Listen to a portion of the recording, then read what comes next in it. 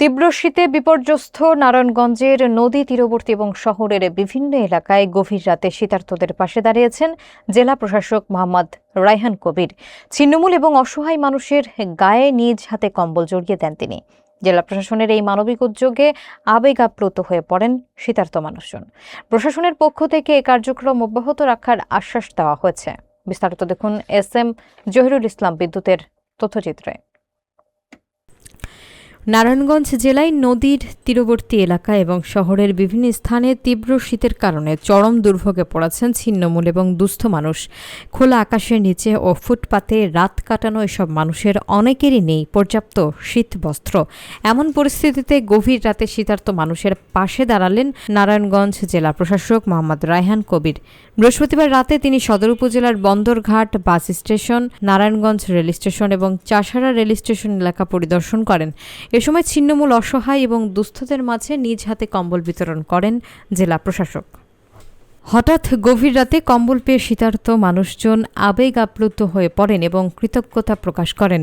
জেলা প্রশাসনের পক্ষ থেকে জানানো হয়, শীতের তীব্রতায় যেন কোনো অসহায় মানুষ কষ্ট না পায়, সে লক্ষ্যেই এই মানবিক উদ্যোগ গ্রহণ করা হয়েছে। জেলা প্রশাসক মোহাম্মদ রায়হান কবির জানান, শীতে অবহেলার কারণে দুর্ঘটনা কিংবা প্রাণহানির ঝুঁকি তৈরি হয়, তাই দুস্থ এবং নিপীড়িত মানুষের পাশে দাঁড়ানো জরুরি। একই সঙ্গে সমাজের বিত্তবানদেরও এগিয়ে আসার আহ্বান জানানো হয়। পর্যায়ক্রমে জেলার সব উপজেলায় উপজেলা নির্বাহী কর্মকর্তাদের মাধ্যমে শীতবস্ত্র বিতরণ কার্যক্রম চলমান থাকবে।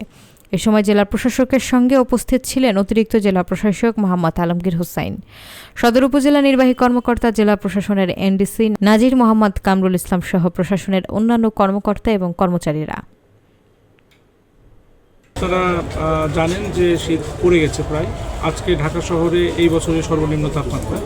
তো ঢাকার পাশাপাশি নারায়ণগঞ্জ হওয়ার কারণে নারায়ণগঞ্জেও শীতটা পড়েছে। আজকে আমরা ছিন্নমূল মানুষদের জন্য এই কম্বল নিয়ে এসেছি। আমরা এই চাষাড়া রেল স্টেশনে আজকে দেখলাম অনেক মানুষই এখানে শীতের মধ্যে কষ্ট পাচ্ছিল, তাদেরকে দেওয়া হয়েছে। যারা রাজনৈতিক নেতৃবৃন্দ তারা সবসময় জনগণের পাশে থাকেন। আমাদের এবারও আহ্বান থাকবে, যারা তাদের সাধ্য মতো যেন জনগণের পাশে দাঁড়ান, এবং যারা প্রকৃতপক্ষে যারা শীতে কষ্ট পাচ্ছেন, যারা শীতবস্ত্র আসলে নাই, তাদেরকে যদি তারা পাশে দাঁড়ান তাহলে আমার মনে হয় সেটা সার্বিকভাবে আমরা এই শীতের যে দুর্যোগ অথবা শীতের যে প্রকোপ সেটা থেকে আমরা মোকাবেলা করতে আমরা জনগণকে সাথে নিয়ে তাদের যে আরামদায়ক জীবনযাপনের পাশে আমরা দাঁড়াতে পারি, সেটার জন্য আমি আসলে সকল বিত্তবান যারা নারায়ণগঞ্জ যেহেতু ব্যবসায়িক এলাকা, এখানে সকল ব্যবসায়ী এবং রাজনৈতিক নেতৃবৃন্দের প্রতি আহ্বান জানাচ্ছি। যেখানে আমরা কাভার করতে পারিনি বা যে জায়গাগুলোতে লোকজনের আনাগোনা বেশি, সেগুলোতে আমরা প্রতিনিয়ত এইভাবে বিতরণ করতে থাকি।